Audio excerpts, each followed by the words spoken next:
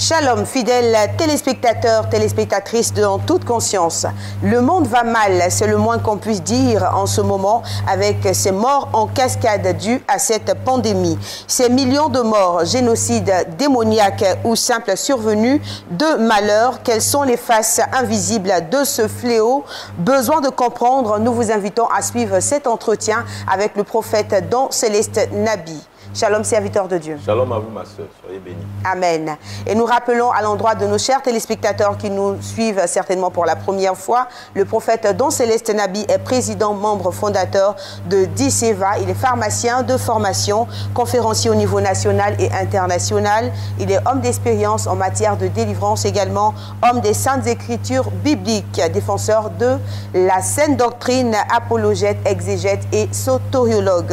Alors, serviteur de Dieu, nous allons parler de ce thème-là, ces millions de morts, génocide démoniaque ou simple survenue de malheur. Avant-propos. Avant-propos, c'est vraiment encore exprimer tous mes regrets à l'endroit de toutes ces familles endeuillées par ce fléau qui met l'humanité en mal. Je prie que le Seigneur console toutes ces familles, que tous ceux qui sont touchés soient rétablis, guéris, au nom de notre Seigneur Jésus-Christ. Amen, amen. Alors, dites-nous quelles sont les problématiques, sinon la problématique majeure qui se dégage ici. C'est essentiellement des interrogations assorties d'analyses. Vous voyez, face à ces millions de morts aujourd'hui dans le monde, les gens se posent la question de savoir s'il s'agit d'un génocide démoniaque ou si c'est simplement un malheur survient. En tous les cas, nous observons que c'est un carnage et nous nous interrogeons de savoir si la foi n'était pas la solution. Nous nous posons également la question de savoir quelle fut la porte ouverte à cette souffrance qui est infligée à l'humanité et enfin, quelles sont les faces invisibles de ce fléau. Voici un peu ce qui fera objet de notre analyse. Je vous avoue. D'accord. Alors, si on veut parler en termes de responsabilité, est-ce que vous pensez que le spectre des croyants n'est donc pas sans reproche dans la survenue de ce malheur mondial? Effectivement, il faut situer le niveau des responsabilités.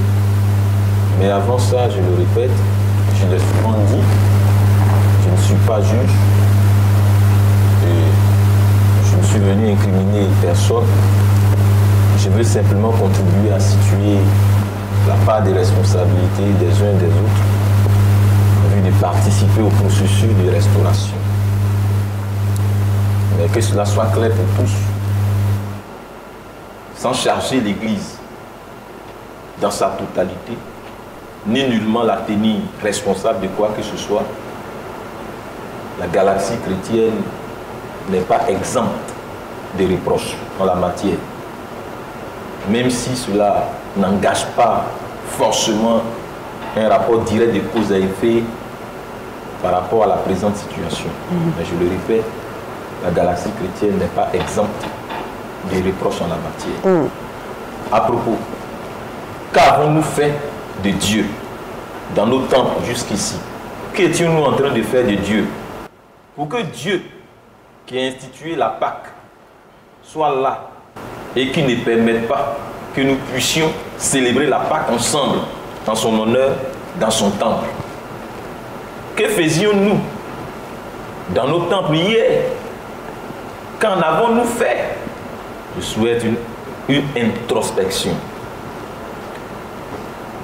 Qu'avons-nous fait pour que Dieu, qui dit dans sa parole, apportez dans la maison du trésor vos dîmes offrandes, c'est-à-dire des dons, ne permette plus que nous allions les lui apporter? N'en est-il pas dégoûté par hasard?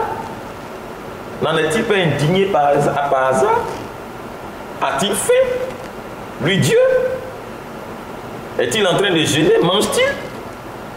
Que veut-il nous enseigner au fait, madame? Lisons Isaïe à ce propos. Il est écrit ceci. Malheur à la couronne superbe des ivrognes d'Éphraïm, à la fleur fanée qui fait éclat de sa parure, sur la cime de la fertile vallée de ceux qui s'enivrent. De quoi Dieu parle? Dieu parle ici de la couronne superbe des ivrognes. La couronne suprême des ivrognes, je le répète. La couronne suprême des ivrognes.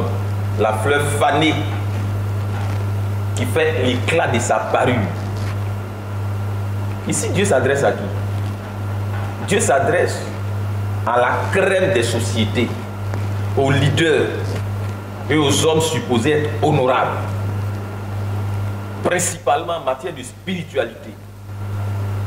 La fleur fanée qui fait l'objet de sa parure, c'est tout ce qui se fait et se décide dans notre monde qui devrait faire honte parce que fané, mais qui réjouit paradoxalement et insolemment les gens. C'est toutes ces choses viles, artificieuses, honteuses, scandalisantes, mais dont on se glorifie dans notre présent monde. C'est ça.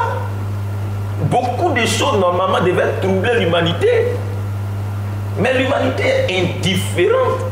Le comble, c'est que l'Église aussi manifeste une indifférence face à ça. Ceux qui s'enivrent, c'est ceux qui se déconnectent de la saine morale, de la droiture, de leur propre conscience même, pour agir sans carte conscience. Dieu s'adresse à toutes ces personnes-là et les interpelle avant d'entrer en jugement contre elles. Et si de telles personnes ne reviennent pas, voici la suite de ce passage. Voici venir de la part du Seigneur. De la part de qui? Du Seigneur. Un homme fort et puissant. C'est juste une métaphore. Comme un orage de grêle. Un ouragan destructeur. Comme une tempête qui précipite des torrents d'eau. Il l'a fait tomber à terre avec violence. Elle sera foulée aux pieds. La couronne superbe des ivrognes d'Éphraïm et la fleur fanée qui fait l'éclat de sa parure sur la cime de la vallée fertile sera comme une figue active qu'on aperçoit avant la récolte et qui, à peine dans la main, est aussitôt avalée. C'est-à-dire, en un rien de temps, Dieu te met à terre, il te démonte, il te dépièce. Quand une société refuse d'être interpellée par Dieu, et quand l'Église entre en mode silence coupable pour ne pas prendre ses responsabilités en tant que voix prophétique, en ce jour, disent les Écritures, l'Éternel des armées sera une couronne éclatante et une parure magnifique pour le reste de son peuple. Donc tous ceux qui se gardent purs pour Dieu, tous ceux qui se maintiennent dans la voie de la droiture, il y a un temps de la part du Seigneur pour eux, un temps de sacre, un temps de couronnement. Un temps de couronnement. Dieu se garde toujours un reste qui l'honore. Un esprit de justice pour celui qui est assis au siège de la justice. Et une force pour ceux qui repoussent l'ennemi jusqu'à ses portes. Donc Dieu dit quoi? Toi qui veux exercer la justice, quel que soit le nombre d'adversaires, lui, il va t'affermir. Aujourd'hui, beaucoup de gens ont cédé leur vie, leur âme, leur volonté au diable.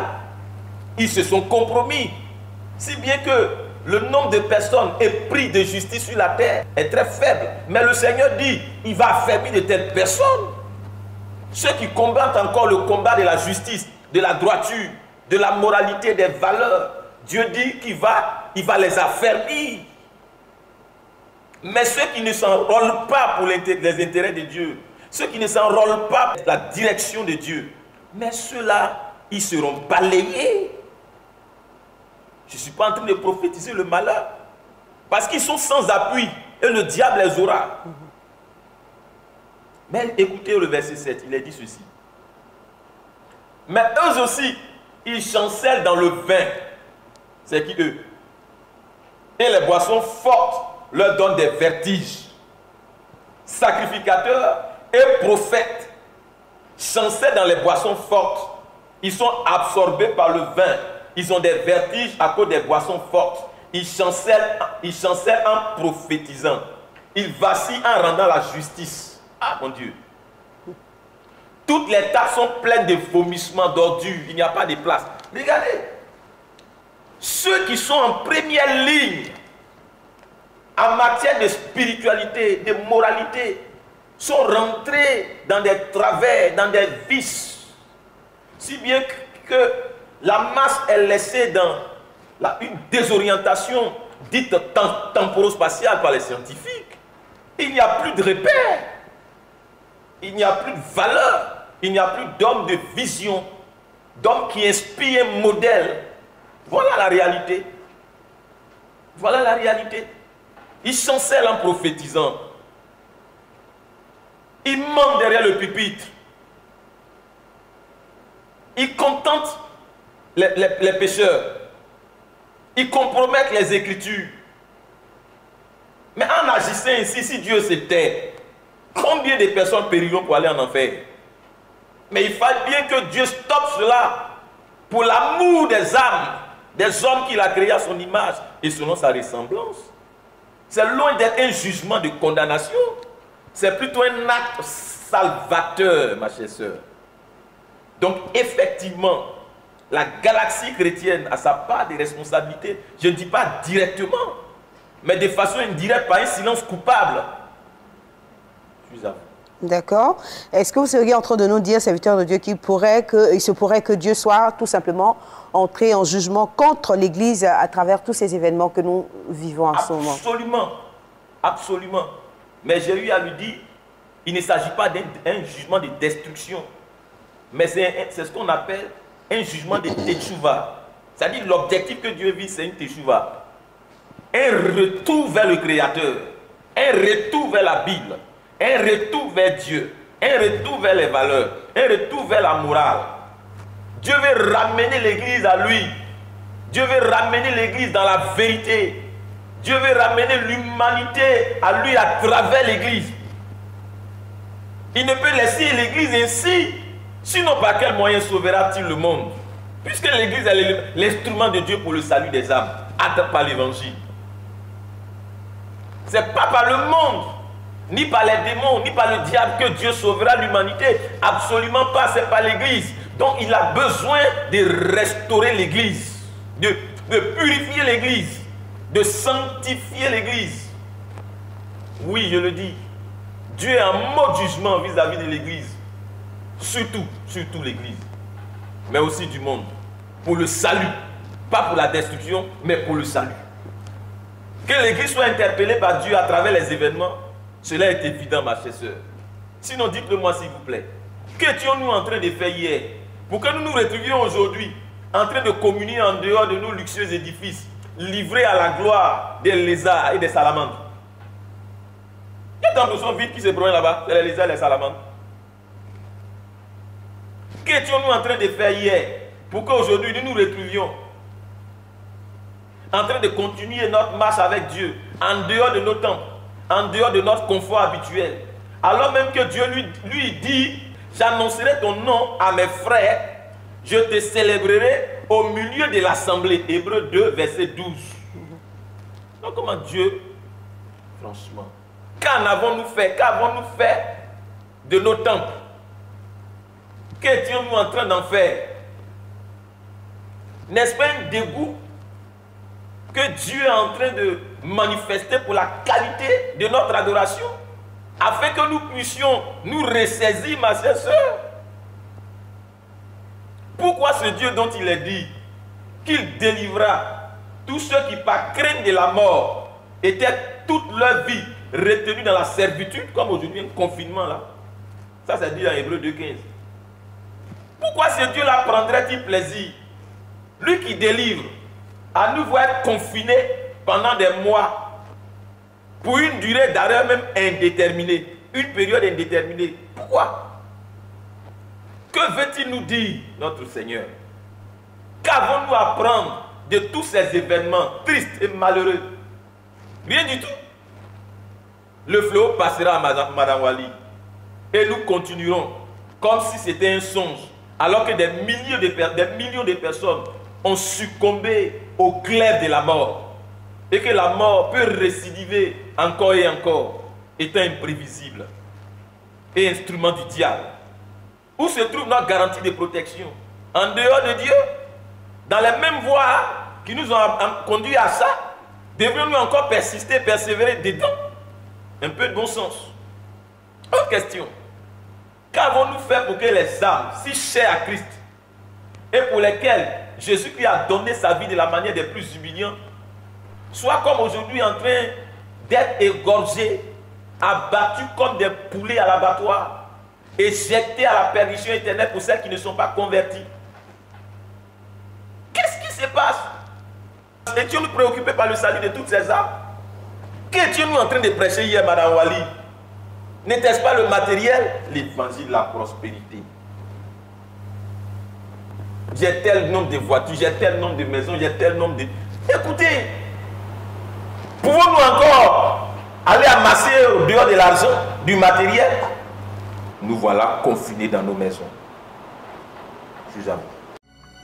Vous êtes désireux de révolutionner votre ministère et le monde par la puissance et l'application de l'évangile authentique. C'est possible au Centre de la Sainte Doctrine. Voici une opportunité exceptionnelle de formation en ligne offerte à tous les ouvriers de notre Seigneur Jésus-Christ partout dans les nations. Avec le Centre de la Sainte Doctrine, primo, bénéficiez de l'expertise, l'exactitude, la finesse, la discipline, l'expérience, l'art et le savoir-faire pratique et technique sous l'impulsion d'enseignants qualifiés dont la doctrine ne souffre d'aucune ambiguïté, avec notamment le prophète formateur Don Céleste Nabi. Secondo, parce que nous sommes dans une ère de tous les défis et de digitalisation qui exige l'entrée en scène de vrais leaders et des hommes compétents. Et enfin, vous serez des leaders formés avec la manière, la science et l'art. Avec le Centre de la Sainte Doctrine, où que vous soyez, sans vous déplacer, venez puissamment vous équiper en vue d'un ministère pratique et efficace appelé à laisser ses traces dans l'histoire. C'est dès maintenant pour de grandes choses avec Jésus-Christ. Contact 07 82 31 08 07 37 39 03. Shalom. Alors, vous avez fait ressortir déjà 2 fois le thème de confinement. Est-ce que vous êtes en train de nous dire que même le confinement n'est pas fortuit? Absolument pas. Absolument pas. Sinon, dites-le moi s'il vous plaît. Ce confinement-là, cette incarcération forcée, relocalisée à domicile, là, est-ce une tôle ou une opportunité de réflexion, de mise en cause, de remise en cause? Est-ce que c'est une prison? Ou bien c'est un temps pour qu'on puisse réfléchir? Dieu dit, je vais t'attirer au désert. Et au désert, je parlerai à ton cœur. C'est ça qui est le confinement. Est-ce pour faire teshuva ou pour se livrer à la mort à travers la voie catastrophiste des médias du monde? Est-ce le temps d'écouter Dieu ou celui d'écouter la voix du suicide? À vous d'en juger. Ce que je sais, c'est que la Bible dit, à tes résolutions répondra le succès.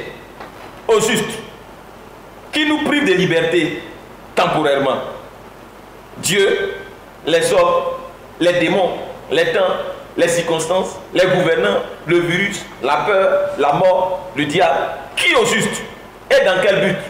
Qui rend libre, Madame Wali? Il faudrait qu'on puisse nous répondre. Qui rend libre? Qui met fin à l'oppression et accorde la véritable délivrance? Est-ce Satan? Est-ce les démons? Est-ce les hommes? Est-ce les temps? Qui? Avant de répondre à toutes ces questions-là, j'aimerais vous poser une question. À qui au juste l'humanité a confié le volant ou la direction de son existence et de sa destinée? À qui l'humanité a fait ça? À qui vous êtes des hommes, à qui l'humanité a confié le volant, le gouvernail de son existence? À Dieu? Aux hommes? Au hasard? Au néant? Au diable? À qui au juste? Il faut répondre à cette question. Parce que celui à qui tu confies le gouvernail de ton existence là, c'est lui qui se manifeste. Et quand tu confies le gouvernail de ton existence au diable, lui il se manifestera par la mort, mais Dieu lui se manifeste par la vie. Je vais m'adresser aux païens qui disent n'avoir aucun temps pour s'occuper de leur famille et rester avec leur famille à la maison. Qu'en est-il à présent? Les voilà cloués chez eux à la maison. Les voilà cloués à la maison. Ceux qui se promènent de chez maîtresse à maîtresse, ils ne sont pas à la maison tranquille. Ah, donc c'est possible. aux parents qui n'ont pas 1 heure de temps pour leurs enfants par jour, à tous ceux-là qui ne dorment pas à la maison, aujourd'hui là où ils dorment. Ah, donc c'est possible. Dieu il nous parle, Madame Wali. Il nous parle tous. Il nous parle tous. Tu trouveras le temps pour rester avec ta femme.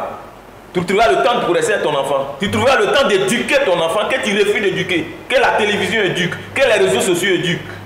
On a disloqué le statut du tissu familial. Il faut remettre les choses dans le bon ordre, s'il vous plaît.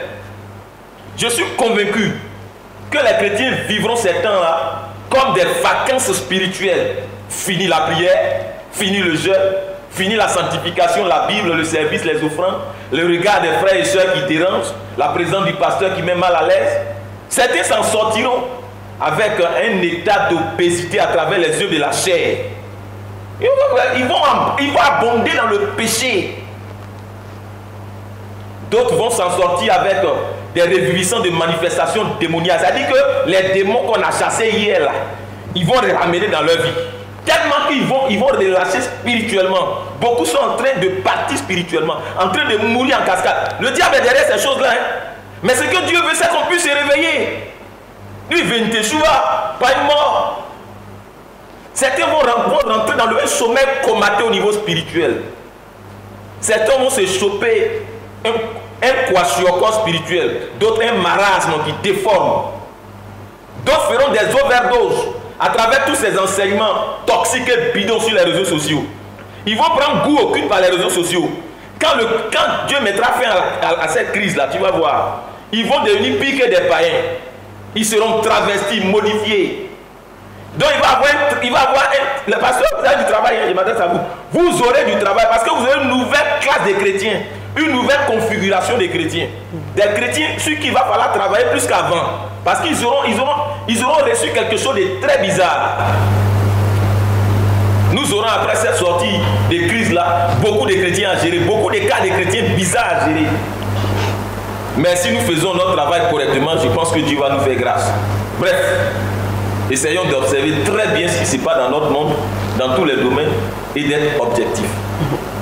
Faisons-le afin de situer les niveaux d'enjeu et de responsabilité, afin que Dieu soit glorifié. Dieu nous attend un rendez-vous historique. Assumons cela pleinement. Je vous aime. D'accord. Alors, avec cette pandémie qui frappe de plein fouet l'humanité tout entière, il y a des questions absolument qu'on se pose, serviteurs de Dieu. Et au nombre de ces questions, de qui vient-elle, cette crise-là? De Dieu ou du diable? Qui des deux en priorité? Des questions à vous poser aussi à votre tour. Dieu conduit-il dans le décor? Dieu précipite-t-il l'homme dans le malheur? Dieu est-il un saboteur de vie? Y a-t-il en lui du cynisme? A-t-il créé les hommes à son image selon sa ressemblance afin de les livrer pour être détruits massivement? Serait-ce à quelle fin? Dieu détruit tous ses amis. Qui est venu pour égorger, détruire et dérober? Selon les Écritures. Qui est venu faire ce travail-là? Dans Jean 10, 10. Mais c'est le diable. Justement. Ouvrez bien vos yeux pour voir dans quelle extase Satan est présentement. Dans quelle extase les démons, l'esprit de Satan et toute l'armée des ténèbres sont. Contemplez la Java au séjour des morts. Comment il y a la joie là-bas? Oui, la mort jubile. Le séjour des morts en extase. Elle avale chaque jour. Matin, midi, soir, toutes les heures, bouffe seulement et puis on comptabilise. Le nombre de morts par 24 heures. Vous voyez comment elle se réjouit, elle n'a jamais eu. Ça dit que c'est vraiment un temps de festin énorme. Elle souhaite, le séjour des morts ne souhaite pas que ça s'arrête. La mort ne souhaite pas que ça s'arrête. Mais ça s'arrêtera au nom de Jésus-Christ. Amen. Elle se frotte les mains, la mort. Il y a un banquet au séjour des morts. Pendant que nous sommes en train de voir nos frères, nos parents, nos amis tomber les uns après les autres, il y a un banquet au séjour des morts. Les gens tombent comme les mouches. Le séjour des morts est tout heureux. Les gens que nous aimons, qui sont en train de partir, amis, parents proches, conjoints, collègues, Il y a manifestement un génocide. Un génocide orchestré par des ennemis invisibles. Les démons. Avec en tête, à leur tête le diable. Et à présent, de toute évidence, la moisson est effectivement très grande pour eux, pour les puissants des ténèbres et le système de ce monde. Ce que j'appelle le système de ce monde, c'est la projection terrestre du royaume des ténèbres dans le monde. Projection qui est pilotée par le diable. Oui, nous le disons sans embâche. Le temps leur est favorable plus que jamais. Il faut moissonner assez et le plus rapidement possible. L'humanité est désemparée et dans les paumes. On ne sait pas quand est-ce que l'humanité va se relever. Mais pour l'heure, il faut profiter pour se faire des chiffres pharaoniques en termes de nombre de morts, en termes de pertes en vie humaine. Oui, l'humanité d'à présent est vulnérable. Elle est sans ombrage parce qu'elle a perdu son Dieu. Elle a l'antipathie avec son Dieu qui est son bouclier. Profitons de ce moment. C'est ce qu'est scande le royaume des ténèbres. Et c'est justement pour cela qu'il faut ramener la foi. À présent, c'est la foi qu'il faut prêcher. C'est la repentance qu'il faut prêcher. C'est la vie qu'il faut prêcher. C'est le salut qu'il faut prêcher. C'est l'évangile qu'il faut prêcher. Mieux, l'humanité elle est elle-même non seulement au bord du gouffre, mais elle est prête à se livrer au diable pour son salut. Comme s'il y avait un salut auprès de Satan. Puis, les leaders spirituels, pour la plupart d'entre eux, ne sont pas dans le match. Ils ne sont pas dans le match. Il suffit de voir les solutions qu'ils proposent à l'église.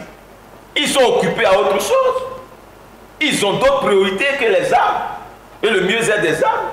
Bref, les conditions sont manifestement bien remplies pour une razzia parfaite en âme, pour une destruction et ruine massive des destinées humaines. Les temps sont favorables à Satan. Les temps sont favorables aux démons. Tout se prête au massacre. Et tout est réuni pour, profitons-en, disent les puissants des ténèbres. Mais cela n'aura point lieu. Cela n'aura point lieu parce qu'il y a un créateur qui est au contrôle de sa création. Et puis, la boucle.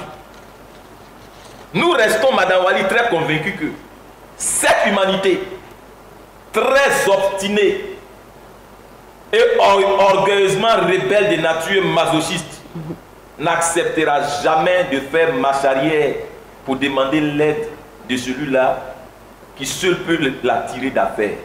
Elle n'y songera point. C'est surtout ça qui nous fait mal. Si l'humanité pouvait, si les hommes pouvaient revenir vers Dieu. Et puis, de toutes les façons, nous avons pris les dispositions pour que l'humanité réagissent exactement ainsi, pour qu'elle voue une indifférence totale à tout ce qui est foi authentique, à tout ce qui est Dieu, à tout ce qui est croyance. Les éléments des ténèbres ont conditionné l'humanité à se braquer contre sa seule source de protection véritable qui est Dieu. Les choses ont été faites ainsi pour que l'humanité entière soit sans bouclier, sans protection, et qu'on puisse lui faire la peau en masse quand bon nous semble. Voilà ce qui a été fait. Et nous, prédicateurs d'évangile, nous sommes vus comme des boucliers à dégommer de la place. Tout est fait pour que Dieu lui-même soit le plus éloigné possible, ou bien que l'homme s'éloigne le plus possible de Dieu qui pourrait le sauver. Et pour que l'homme même bannisse Dieu de son environnement social et existentiel. Il faut clarifier ces choses. Oui, ceux des ténèbres s'exclament de joie de voir toutes ces âmes qui sont en train de convoyer dans le monde des ténèbres, en enfer, au séjour des morts. Pour réussir, là, vous savez ce qu'ils ont fait? Ils ont pris le temps préalablement d'ôter la foi ou d'éloigner au maximum possible la majorité des âmes du spectre de la foi, par tous les moyens.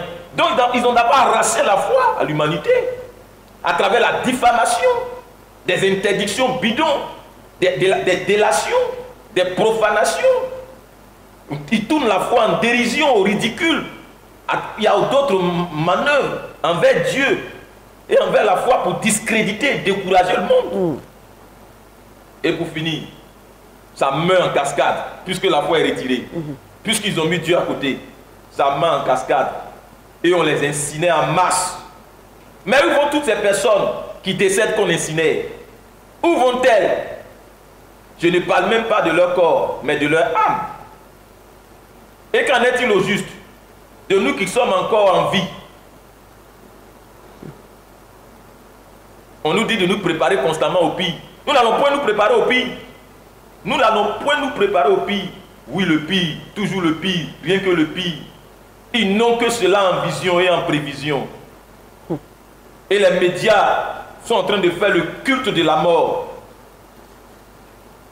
En train d'infecter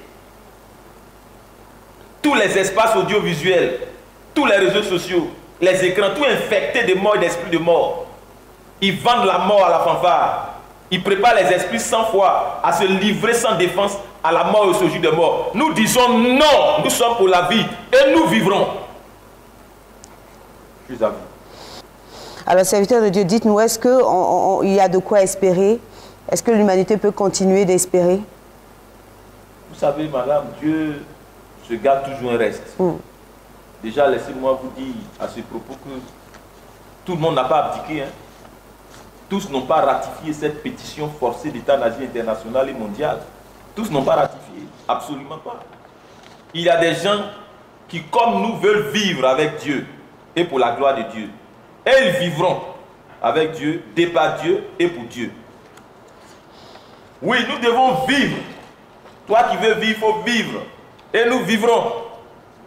Dieu nous a donné la vie pour que nous la vivions. Non pas pour que nous la rendions au diable, ni à la mort. Il n'y aura personne pour nous ôter la vie que Dieu nous a donnée. Tant que nous placerons notre foi et la vie que Dieu nous a donnée entre les mains de celui qui nous l'a donnée, il n'y aura personne qui puisse nous l'arracher. Personne ne peut ravir des mains de Dieu celui que Dieu tient. Donc il y a trop d'espoir. Ce n'est même pas de l'espoir, c'est de la certitude. Et c'est justement le moment de retourner au Créateur pour trouver refuge auprès de lui. Hors de lui, il n'y a aucune garantie de protection et de sécurité spirituelle, psychologique ni physique. Hors de Dieu, c'est la mort partout. Hors de Dieu, nous sommes exposés sans défense. Voyez de par vous-même que les puissances de l'obscurité ont investi tous les terrains. Ils massacrent, ils égorgent, ils détruisent. Les seuls sens qui sont interdits aux puissances des ténèbres, c'est ceux où Dieu est. Là où Dieu est, elles n'y ont pas accès. Et il faut être avec Dieu pour qu'elles n'aient pas accès à toi. Elles n'ont aucun mandat, ni aucune possibilité de s'en approcher. Impossible, c'est ce qu'il avait dit à Job. Une limite qui a été fixée. Dieu a fixé une limite à la mer. Depuis que vous êtes en Côte d'Ivoire, vous avez vu la mer quitter un support doué pour venir à Trècheville. Oui, je le dis, présentement, il faut retourner à Dieu. Ce n'est pas une option à négocier, c'est une nécessité absolue. C'est un temps de teshuva. Tu repars vers Dieu ou le séjour des morts te phagocytera. Je suis à vous. Alors, selon vous, que doit faire l'Église dans ces temps de plus en plus obscurs pour tenir dans ce monde contre lequel Satan et ses éléments semblent très acharnés? Que doit faire l'Église? Mais je dirais simplement que l'Église doit retourner vers son Dieu, dans une relation sincère avec Dieu, une communion franche avec Dieu. L'Église doit retourner à la Bible. L'Église doit retourner à la communion par le Saint-Esprit. L'Église doit retourner à la communion fraternelle. L'Église doit retourner à la saine doctrine, à la vérité. Nous avons trop menti. Nous avons trop menti. Nous avons trop dormi. Nous avons été trop légers. Dieu veut des associés pour entrer en scène avec eux, pour booster l'humanité vers l'excellence, vers le changement, vers la transformation. J'ai eu à vous le dire. Qu'est-ce que Dieu attend de l'Église? Mais c'est les deux éléments fondamentaux. Le salut des individus et aussi le salut de la création. une sanctification de tous les domaines de la société. Voilà ce que Dieu veut. Dieu ne nous a pas appelés à des moines ni des nonnes. Dieu nous a appelés à être le petit levain qui fait monter toute la pâte. Dieu veut que nous ayons une influence gonflante sur le monde. Dieu veut que nous dégagions le parfum de sa présence dans le monde, celle de la terre, lumière du monde. Dieu veut une église dynamique, responsable, une église influente, une église sanctifiante de la création et de son environnement existentiel. Voilà ce que Dieu veut. Dieu veut des gens passionnés. Dieu veut que par notre communion avec lui, nous puissions conduire le reste de l'humanité à une véritable rencontre avec lui, une vraie Teshuvah. Dieu veut qu'à travers l'église, l'humanité qui a pris la voie de Balaam, qui ne sait pas où il s'en va, puisse s'arrêter. Voilà ce que Dieu veut. Dieu veut que nous prenions responsabilité pour prendre soin du monde, plutôt que de l'assister passivement en train d'aller à la perte et à la destruction, pendant que nous y sommes. Et pour en arriver là, je l'ai dit, Madame Wali, il faut faire une vraie Teshuvah. Il faut retourner à la Bible, à la sainte doctrine, à la vérité de l'évangile, à Jésus-Christ. Je vous en prie. Merci de nous avoir suivis, chers téléspectateurs. C'est déjà la fin. On se retrouve très très vite par la grâce de Dieu pour un autre numéro de En toute conscience. Portez-vous bien, que le Seigneur vous garde. Shalom.